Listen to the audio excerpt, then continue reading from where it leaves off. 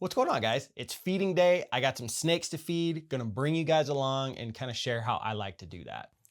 All right, first thing we gotta do is we gotta get a bag. Now we're gonna go into the freezer and get some mice. This one.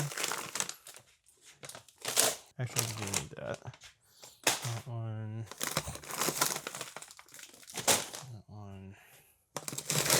And this one. All right, guys, so all I'm doing, I got a little bag here. I'm gonna take my mice, and I like to put these frozen thawed mice into a little Ziploc. And I'll show you why in a second, but I basically just organize all the mice into one bag. I'm also, keep in mind, I'm not feeding I don't have like 100 snakes I'm feeding. So if you have that many snakes, right, you probably need a bigger bag, right?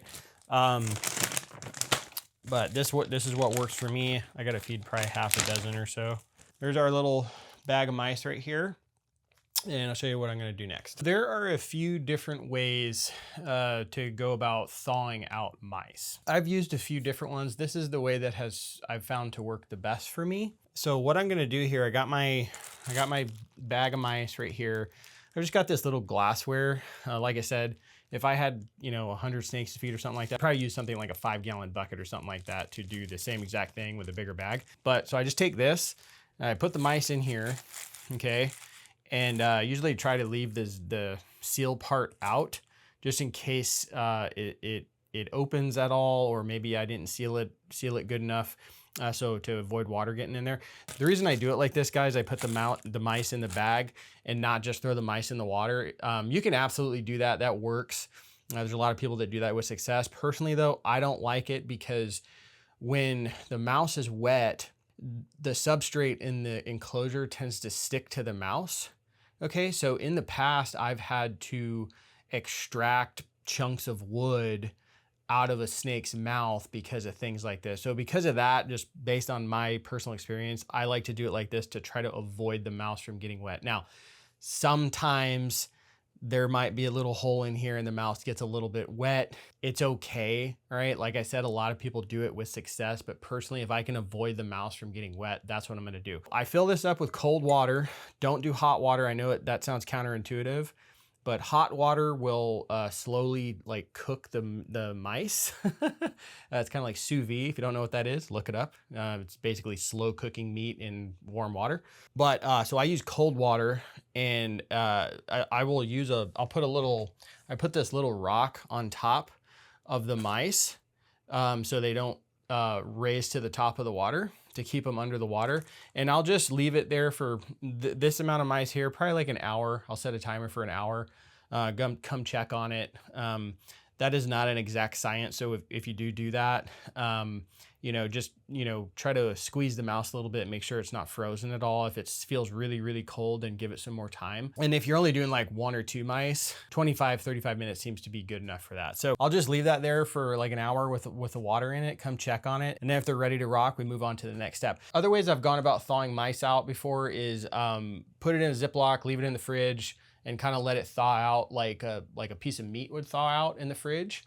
I've also left them on the counter before. That seems to take too long. Same thing with the fridge thing though. Like I want to do this quick and as efficiently as possible. So this seems to just work better for that. There's something you got to keep in mind though, no matter how you're thawing out the mice, which we'll dive into this next, is you need to, especially if you're feeding pythons with heat pits, they need to have a heat signature so they can see the mouse. Okay, so if you're doing the counter method or you're thawing it out in the fridge, overnight or something like that, what you want to do is, what I found to work is I would place the mouse underneath like a heat lamp just to warm it up so that python can see it. With stuff like king snakes and hognose snakes, it doesn't matter. You can give it to them honestly cold as long as it's thawed out all the way, and they'll take to it pretty readily. So I'm gonna let these thaw out, and then we're gonna feed my king snake and my hognose snake, and then I'll show you how I like to warm up the mice. Been about an hour. All right, everything feels pretty good. Let's feed some snakes. Got tongs right here, feeding tongs. I gotta find where he is. I think he's under his log right now. I'll show you guys. What's up, buddy? Hello. He's ready to rock. I'm going to attempt to do this one-handed. I kind of like to shake it a little bit to, like, you know, make him feel good about himself. Like he's, you know, killing it or whatever. I'm going to move him out of the way now so I can put the log back. Go over here, buddy. All right. Put this back. Enjoy, my friend. Enjoy. Next.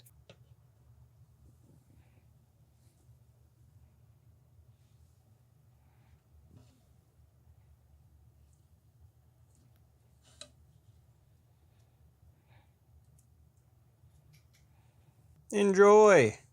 All right, guys, so the rest of the snakes I have to feed, they're pythons. So they have the heat pits. They need to have that heat signature to be able to see their food. So what I'm going to do now is I'm going to take this, I'm going to dump this cold water out, and I'm going to put hot water in here, not boiling hot water, okay? I'm just going to run the sink and get it as hot as I can in the sink. Put that in here, and I'm going to leave these in the water in the bag for about a minute and a half. Once I do that, that normally does a trick, and these snakes see the mice just fine. All right, guys, while those are warming up, just want to leave a quick note here about this.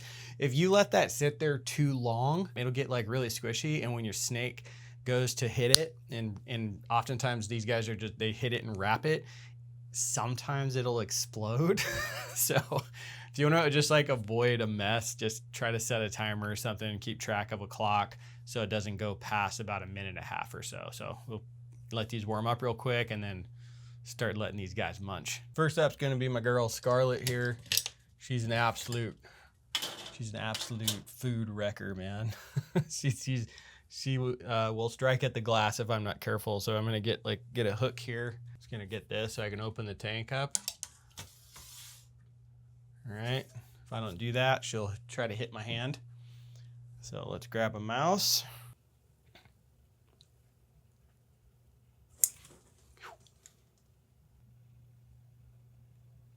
All right, she absolutely nailed that one. Close that up there. Mainly have locks on my cages on top of these clips here because I have a daughter and she's independent, and sometimes she likes to do things on her own. So I don't want her coming in here and being able to open these on her own and, you know, possibly getting bit or snake getting out or whatever. So yeah, just like keep locks on these. So we're going to unlock this, get Godric going here.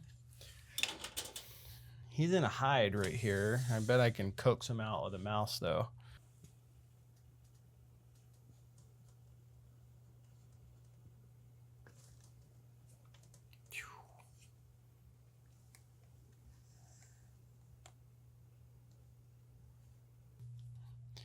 That got him out.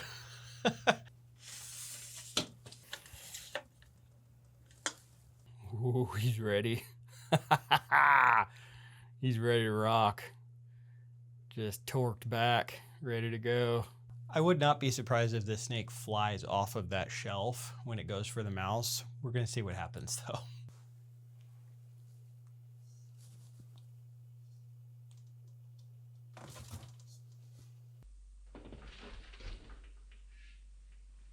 Whew. All we got left is the two smaller carpets, Levi, the albino Darwin, and Patricia Black, the jungle carpet. They're just in this small little 2-level rack right here, and then we're gonna be all done.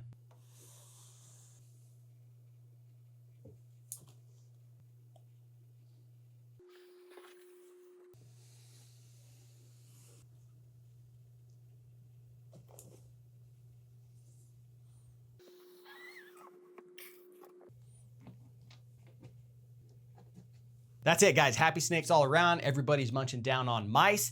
Thank you so much for watching. Thanks to everybody that's subscribed to the channel so far, that's liking, commenting. Really appreciate you guys, and I look forward to chatting reptiles with you guys in the future. With that in mind, what I want to leave you with here is this is by no means the only way to do this, okay? This is like what I laid out for you here is just like what has worked the best for me through the years for my collection. I want to hear how you do things, okay? Drop it down below. Is it similar to how I feed snakes? Is it totally different? I want to know about it down below. I'm probably going to do a video in the future based on picky feeders, kind of troubleshooting stuff, how to get picky feeders to eat. I've dealt with that in the past before. Let me know what you think about that as well. And I'm going to see you guys in the next video.